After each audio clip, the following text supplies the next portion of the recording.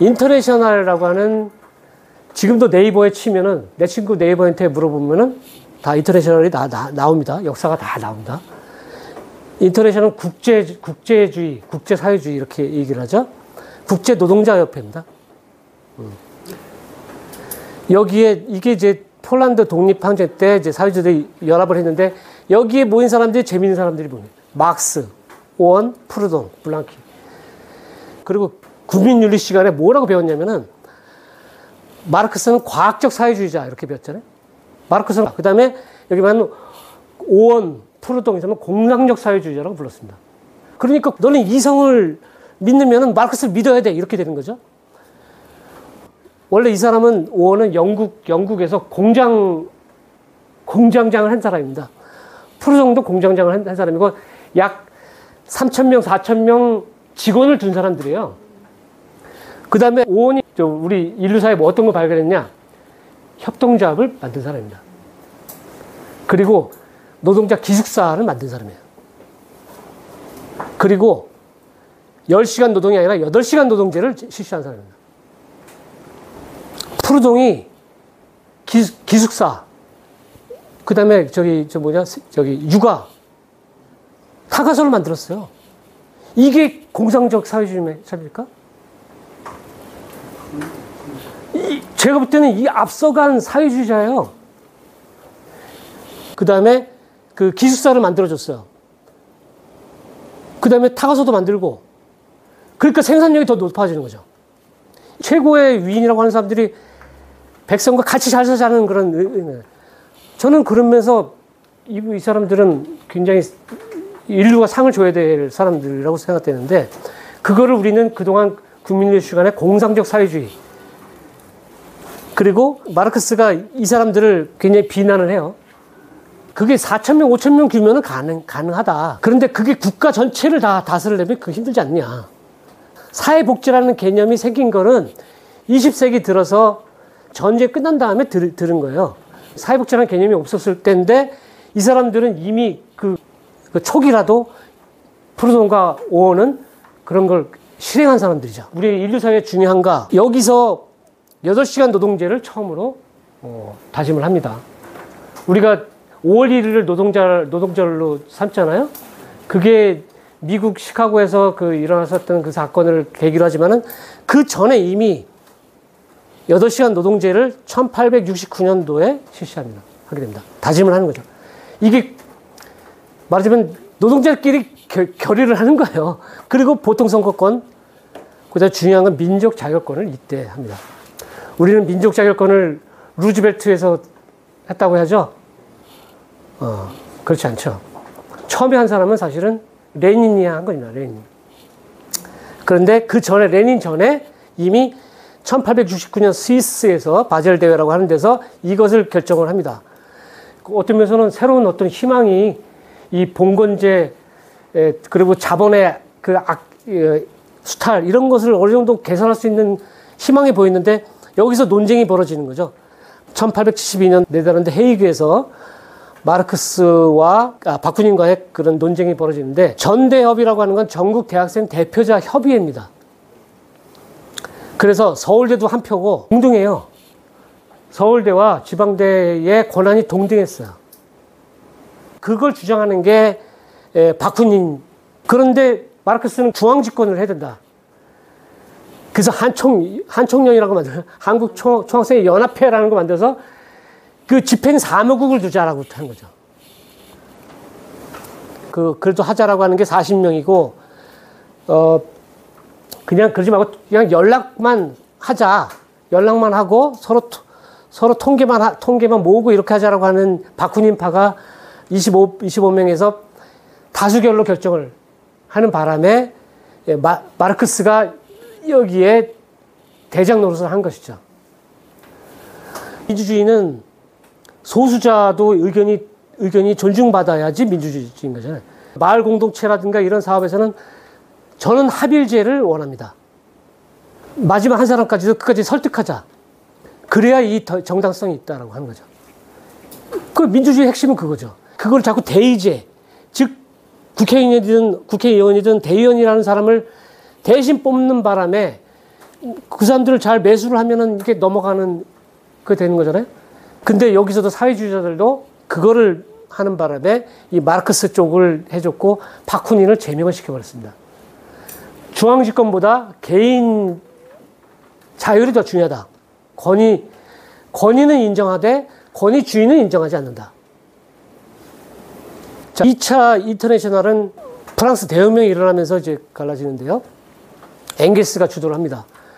그 민주사회주의 노선을 하게 되고, 그래서 여기에 사회당이 중심적인 역할을 하죠. 유튜브에 인터내셔널가 치면은 나옵니다. 근데 저는 왜 이걸 했냐면은, 이거 빨갱이 노래 이렇게만 생각을 하고 또 그렇게 보셨겠지만은 한번 가사를 한번 읽어보면은 그 당시 사람들의 마음과 이걸 알 수 있다. 굴레를 벗어 던져라.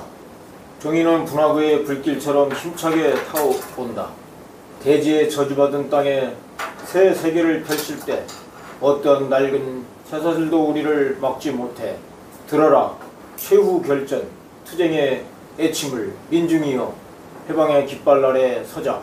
역사의 참 주인들. 승리를 위하여. 인터내셔널 깃발 아래 전진 또 전진. 네, 감사합니다. 이게 영어도 돼 있고 러시아도 돼 있고 일본어도 돼 있고 다 있습니다. 전 세계 사람들이 부르는 노래예요. 우리나라도 번역이 돼서 다 나오고 있습니다. 레미제라블 마지막에 그 뭐죠? 피플송 있죠? 그게 굉장히 감동을 주는데 그거 비슷합니다. 프랑스 국가는 정말 들어도 살벌합니다. 압제자를 몰아내자 이런 겁니다. 네. 굉장히 이 영향을 받은 거죠. 자, 그 다음에 중요한 건 3차 인터내셔널인데요. 예, 이때부터 레닌이 등장합니다. 레닌이 러시아 그 혁명을 완수한 다음에 그때 러시아 혁명 때는 맨셰비키가 주도였어요. 볼셰비키는 10분의 1도 안 됐었습니다. 그래서 볼셰비키는 소수파라고 하는 뜻이죠. 소수다 보니까 애들이 음모를 많이 해.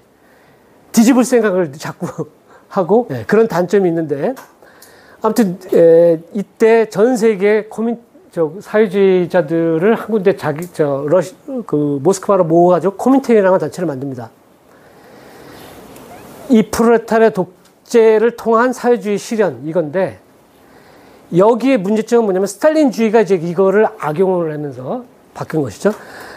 우리는 공산주의라고만 생각을 했는데 지금의 공산주의는 스탈린 때문에 만들어진 것은 뭐냐면 공산당주의라고 생각을 하면 될 것 같아요. 당이 다 결정을 해요. 네. 그런데 레닌이 한 잘한 점 중에 하나는 이 자기가 아까 말대로 식민지 해방운동을 지원해줬고 모스크바에서 열린 이 극동 사회주의자 대회 때 전 세계 사람들을 다 모았는데 한국 사람이 54명인가가 참여를 했어요. 거기에 우리가 아는 홍범도, 최진동, 그 다음에 김립 이런 사람들이 간 거예요. 영웅도 간 겁니까? 영은형도 갔습니다. 어문학자, 국문학자 이 사람 됐고 나중에 많이 갔습니다. 그게 홍범도는 공산주의 공짜도 모르는 사람인데 가서 상을 받았죠.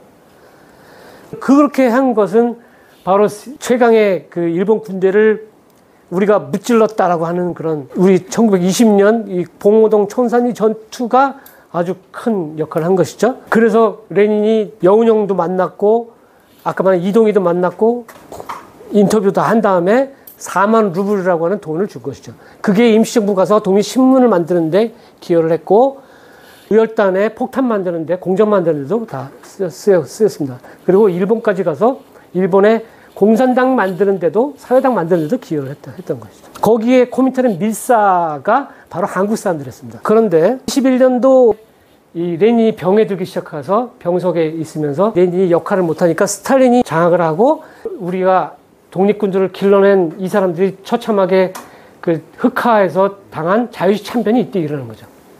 이 스탈린 영향을 받은 사람들이 그 문서가 아직 안 나왔지만 그 지시를 해서 왜냐면은 그때 그 자유시로 간 우리 독립군들이 약 3,000명, 4,000명가량 되는데 다 무장을 하고 있었습니다. 게다가 역전의 노장들이야. 홍범도는 1907년도부터 활동을 했으니까 한 15년 활동을 한 그런, 전 세계에 그런 사람이 없는 거죠. 이런 역대 노장들이 총을 갖고 있으니까 애들이 불안하니까 그거를 자기네 그 군대로 끌어들이려다가 그것 때문에 그 참변이 일어난 것이죠. 그래서 저때 죽은 사람이 약 500명가량 되고, 시베리아 거기에 1년 동안 감옥에 수감된 사람이 1000명가량 되고, 거기서 겨우 살아나가지고 돌아온 80명이 거기에 이청천 같은 사람이 들어있어서 주축이 된 것이죠. 자유시 참변은 우리한테 굉장한 타격이고 우리 아픔. 스탈린주의는 그것뿐만 아니라 레닌은 식민지 여기를 도와주려고 했는데 이 사람은 일국혁명론을 내세우고 일국 일당주의야. 코민테른이 인정하는 단체만 공산당으로 승인해줬어요. 그러는 바람에 상해파가 나오고 이르쿠츠파가 나오고 그런 것이죠. 일본 애들이 그걸 조사를 하면서 조선 사람들은 분파를 너무 많이 만든다 이렇게 비난을 했어요. 조금 떠놓고 보니까 물론 총질도 하고 그런 점이 있지만 우리끼리는 굉장히 협력을 많이 했습니다. 우리 민족끼리 조금씩 이념이 달라도 서로 협력한 게 더 많았지, 일본 애들은 분파로 이걸 가르고 얘가 누구랑 싸우고 갈라지고 이것만 조사를 했거든요. 아무튼 문제의 핵심은 스탈린이 이제 그렇게 만들고, 게다가 계급 대 계급 전술을 썼습니다. 노동자, 농민들과 민족 부르주아즈들, 같은 그 식민지 사람들이지만 민족적인 지식인들까지도 같이 연대를 했는데, 이 스탈린주의에서 노동자끼리 모여야 돼 이러는 바람에 이게 계급 대 계급 전술이거든요. 그것 때문에 신간회가 해체된 겁니다. 여기에 우리가 또 참조하실 만한 영화가 바로 그 스페인 혁명을 다룬 영화, 누구를 위하여 종을 울리나. 그리고 랜드 앤 프리덤이라고 하는 영화가 있습니다. 그거를 보시면은 스페인 내전 상황에서 이 아나키스트들과 공산주의자들이 갈등하는 모습이 거기 잘 나오거든요. 우리끼리 또 갈등을 하는 거죠. 이래서는 안 되겠다라고 하는 게 이제 코민테른 7차 대회가 35년도에 한 것입니다. 김일성이 저때 이제 등장을 하면서 일제와 싸우려면 돈 있는 사람은 돈으로 싸우고 힘 있는 사람은 힘을 보태고, 지식 있는 사람은 지식으로 보태라. 일제와 싸우는 모든 사람들이 연합을 해야 된다. 그 김일성이 만든 게 아니라 이때 코민테른 때 이게 민족연합전술이라는 걸 만들었기 때문에, 드미트로프라고 하는 사람이 이런 걸 만들었는데, 그게 이제 이른바 모택동에도 굉장히 영향을 줬고, 거기 지침이 다 연합해라. 자, 그 다음에 4차 인터내셔널이 이제 38년도부터 63도까지 있었는데요. 트로츠키라고 하는 사람이 만들었습니다. 우리는 사회주의와 공산주의를 거의 같이 생각을 했고, 오해가 사실 좀 많이 있는 편인데요. 우리가 아는 공산주의는 사실 이겁니다. 핵심은 중앙집권주의를 요구해요. 우리가 욕할 때 회의 많이 하고 말 많이 하면 공산당이다 이렇게 얘기를 하는데, 오히려 그거는 잘못된 오해고, 민주주의가 백성이 주인이다 보니까 모든 백성이 한마디씩 해야 되는 거 아니에요? 그게 진짜 민주주의지. 그러니까 당서기가 혼자 떠드는 게 아니라, 그리고 뭐 결정하면은 중국 공산당이나 북한 99% 나오고, 이게 무슨 민주주의예요? 이게 중앙집권주의고, 공산당은 바로 북한에서는 수령이고, 수령을 뇌수라고 합니다. 뇌수. 북한이 강요 추정했다는 것까지는 좋은데, 거기에 수령이 필요하고, 수령이 인민을 지도를 하는 것이고, 수령은 무오류의 원칙이고, 그게 뇌수다. 우리가 북한 얘기할 때 절대 존엄이라는 표현을 쓰죠. 절대 존엄이 뇌수라는 의미입니다. 그게 신이라는 얘기죠. 예. 이거는 종교와 같은 거, 이성이 아니죠. 예. 그러니까 여기는 중앙집권주의인데 상대적으로 그게 아니라 여기는 민주주의입니다. 아까 민주사회당이라고 했죠. 민주가 먼저 들어간다. 그래서 약간 시끄럽고 약간 일이 더뎌 보이지만은 민주적인 절차와 민주적인 과정을 거친다는 게 다른 거죠. 그 다음에 공산주의는 이게 이상사회라고 생각을 했기 때문에 필요에 따라 소유하는 것을 원칙으로 했습니다. 그러니까 내가 원하면 언제든지 갖다 쓴다라는, 국가가 다 해주기 때문에. 그래서 배급주의를 선호한 거죠. 내가 굳이 할 필요가 없어. 그러니까 집도 국가가 주고 월급도 주고 그러니까 내가 굳이 그거 시키는 거 왜 안 하는 게 저기 동독 사람들이 그랬다는 거죠. 그 사회주의는 능력에 따라서 내가 10을 일할 수 있는 사람은 10을 하고 일을 할 수 있는 사람은 일밖에 안 하는 것이죠. 공산주의는 볼시비키가 당이 중심이 된 것처럼 이 전위정당, 공산당이라는 당이 모든 것을 우선을 했는데 그게 아니라 여기는 노동조합이나 노동단체를 더 중요하게 생각합니다. 그래서 마르크스가 처음에는 이 사회주의 쪽에 더 가까웠지 공산주의는 이상사회로 그렇게 사회주의 초급 단계가 있고 중급 단계로 넘어간 다음에 앞으로 공산사회는 국가가 없어지는 단계를 공산주의 단계 이렇게 표현했는데 이거를 스탈린은 앞당겨버린 거죠. 그리고 북한은 이걸 더 앞당겨가지고 지금이 가장 지상 낙원이다. 지금이 공산제 사회가 다 됐다. 이렇게 엄청난 착각과 사기를 치고 있는 그런 것이죠. 사회당은 이동희의 한인사회당이라든가 영국 노동당, 프랑스 사회민주당, 독일 사회당 이런 데가 살아있는 것이고 이건 죽어있는 더 이상 조선공산당이라든가 이런 걸 연구하는 사람도 학계에도 없습니다. 이게 이제 아시아로 돌아오면서 일본과 중국으로 돌아오는데 일본에서는 1922년도 일본 공산당이 창당을 했습니다. 창당을 할 때 이때 한국 독립운동가가 여기 밀사로 들어가서 돈을 줬습니다. 근데 중요한 거는 일본 공산당 때는 천황제 폐지를 걸었는데 이거를 못 지킨 거죠. 일본 공산당이 그 45년도까지 3만 명 이상 정도 다 됐습니다. 그 중에서 전향자가 전체 중에 몇 프로나 될 것 같습니까? 이게 어떻게 보면 우리가 일본 사람들을 모른다는 뜻이기도 할 것 같아요. 95%예요. 그러니까 일본 공산당사를 쓴 사람도 자기 스스로도 놀랬다고 계속 표현하는데 95%가 전향을 했어요. 그래서 일본 군국주의의 선전자로 바꿨습니다. 극자에서 극으로 바뀌면 무섭죠? 네. 오히려 군국주의를 선전하는 천병노소를 했습니다. 그러니까 여러분들이 지금 50%그 얘기는 다시 한번 생각하면 우리가 일본 사람들을 너무 충분히 모른다는 생각도 드는 건데 얘들은 천황제만큼은 언급하기가 어려운 거예요. 지금도. 박사 논문이 주로 박열 관련돼서 썼기 때문에 일본 갔을 때는 약간 생명의 위협을 느끼면서 가긴 했는데 일본에서 지금도 천황제를 조금이라도 위해되는 나쁜 소리를 하면 대역 사범에 걸립니다. 그래서 45년도까지는 천황은 신이었어요. 만주 침략이든 뭔 작전에 천황이 사인을 다 했어요. 그러면 책임이 당연히 있는데 메가더 정부에서 천황 책임이 없는 걸로 해줬어요.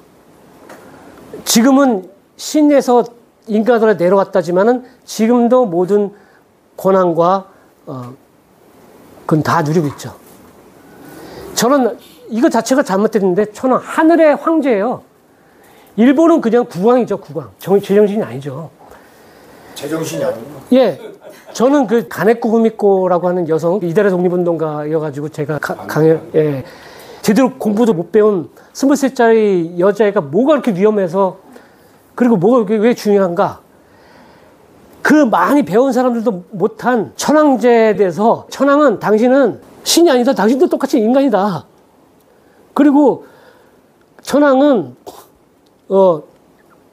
꼭 일본 군부에 의해서 움직이는 꼭두가시일 뿐이다. 내가 일본이라는 것이 부끄럽다. 그거를 검사한테 했고 재판장에서도 그러시게 했습니다. 지금도 아무튼 가네코 후미코는 아주 대역죄인이고 네, 그렇습니다. 아까 말한 95% 전향했다는 게 이해가 안 되시죠? 그럼 한국 사람들은 몇 프로나 전향을 했겠습니까?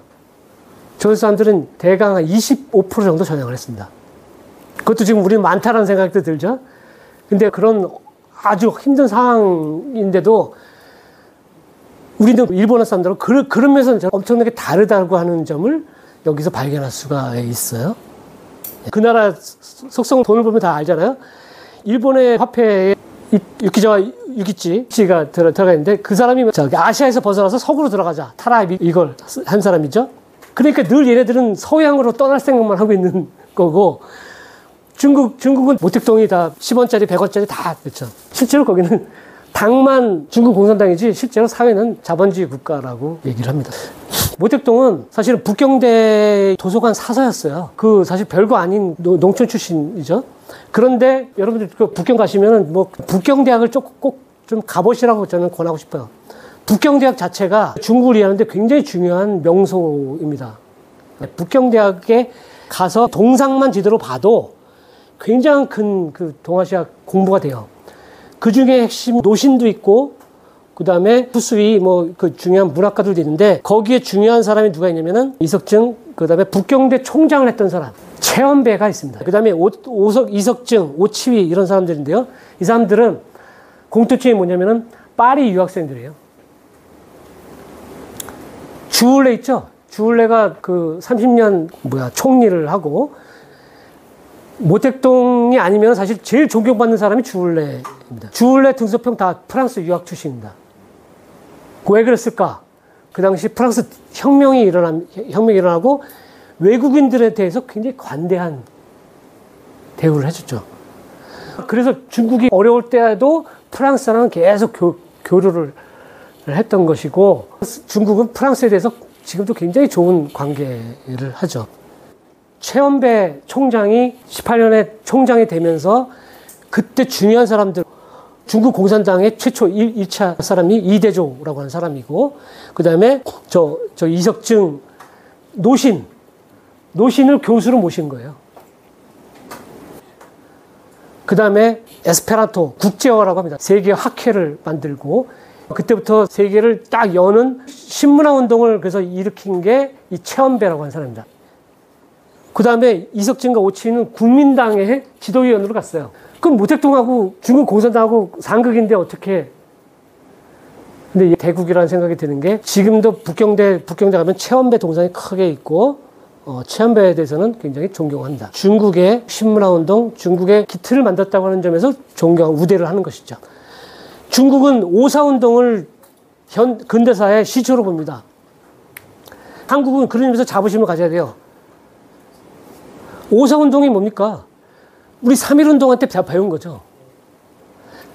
1919년 3.1운동의 영향에 의해서 오사운동이 일어난 것이고, 오사운동 때 주울레가 남계대 학생이면서 거기서 이제 굉장히 큰 그 활동을 했고, 그 부인 등영초와 천진에 가면은 둘이 공연했던 장소가 있는데, 무슨 공연했는지 혹시 아세요? 그 부인 등영초가 남장 역할을 했는데 뭐 역할을 했느냐?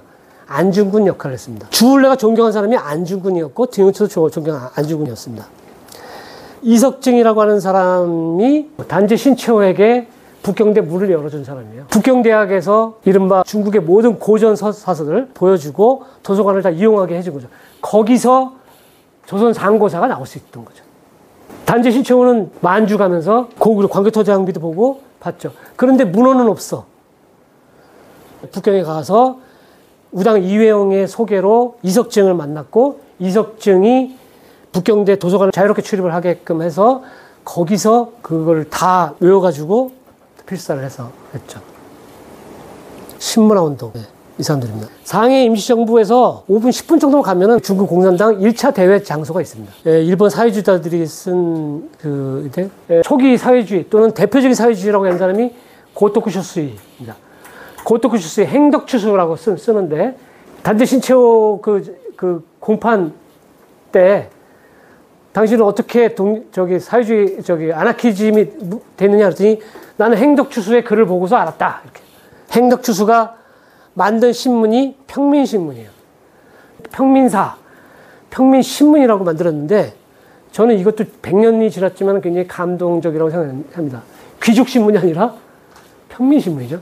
이제 앞으로 세상에서는 평민이 중심이 되는 사회다. 이 사람이 내세운 것이 여기에 있는 자유, 평등, 파괴 이렇게 써 있습니다. 프랑스 대혁명의 그런 그 사상이죠. 평민신문도 다 자유, 평등, 파괴 이겁니다. 이런 논리예요. 공산주의가 아니라. 이 사진은 많이 보셨죠? 안중근 글씨는 아마 보신 분이 혹시 생을 버리고 의를 취했으니 살신성인이다 안군의 한 번의 거사가 천지를 모두 진동시켰다. 예. 행덕추수. 행덕추수가 글씨 썼다. 이게 미국 신문에 실린 것을 이 사람이 오려가지고 저기다가 이제 자기 글씨를 쓴 거죠. 이 행덕추수를 딱 체포를 했는데 가슴 속에 갖고 있었더래요. 안중근 사진을. 그 글씨를 쓴 거를. 근데 일본 권력자들 입장에서 봤을 때는 야, 일본의 그다음에 대표적인 사회주의자가 안중근을 존경해? 이게 위험하다. 이 사람 사형당했어요, 사형. 그래서 첫 번째 대학 사건 하는 것이죠. 그래서 2명을 제외하고 모두가 사형당했다.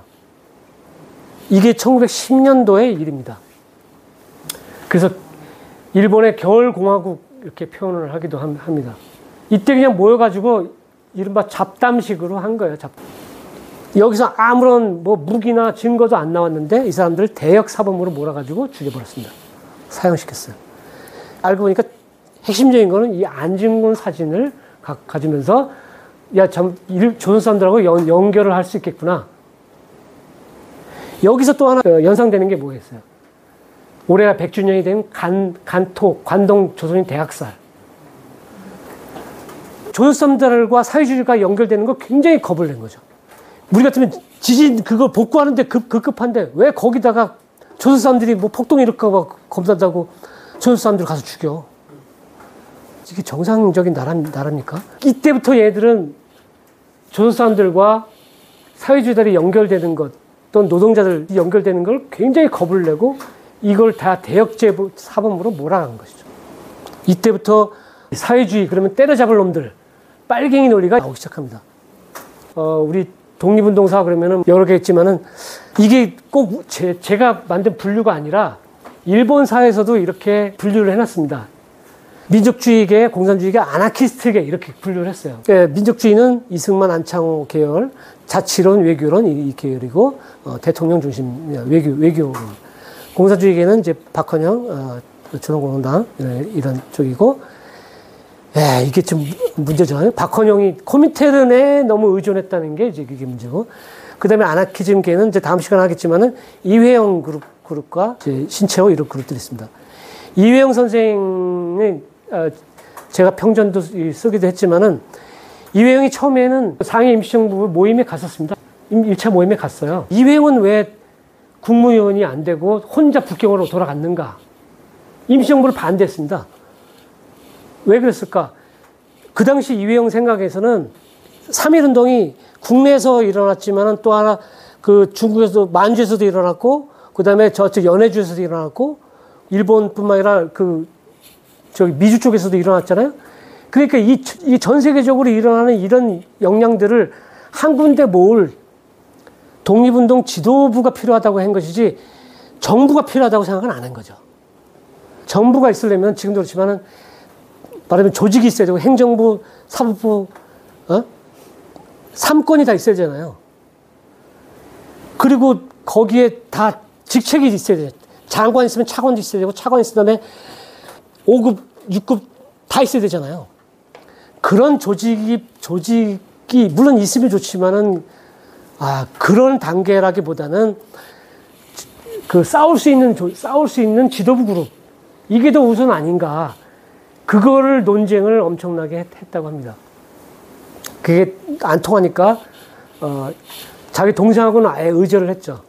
이회영 선생은 동생이 나중에 부통령한 이시영 선생 있잖아요. 예. 거기하고는 아예 한 번도 그다음부터 안 봤죠. 예.